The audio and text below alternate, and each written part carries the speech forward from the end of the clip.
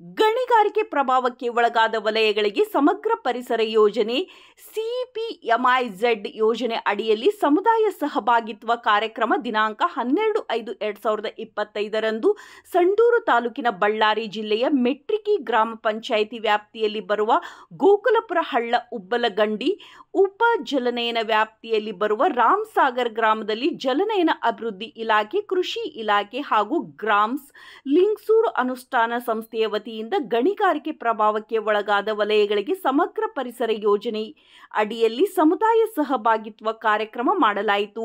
ಸದರಿ ಕಾರ್ಯಕ್ರಮವನ್ನು ತಂಡದ ನಾಯಕರಾದ ಅಂಜಿನಪ್ಪ ಕೆ ಸ್ವಾಗತ ಮಾಡುವುದರ ಮೂಲಕ ಚಾಲನೆ ನೀಡಲಾಯಿತು.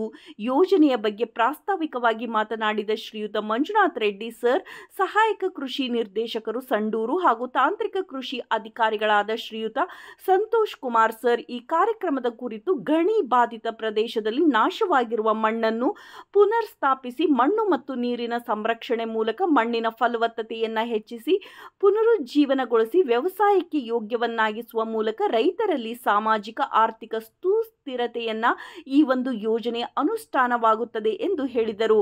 ಮತ್ತು ಸಮುದಾಯ ಸಹಭಾಗಿತ್ವ ಕಾರ್ಯಕ್ರಮವನ್ನು ಯೋಜನೆಯ ವ್ಯಾಪ್ತಿಯ ಎಲ್ಲ ಗ್ರಾಮಗಳಲ್ಲಿ ಮಾಡಲಾಗುತ್ತದೆ.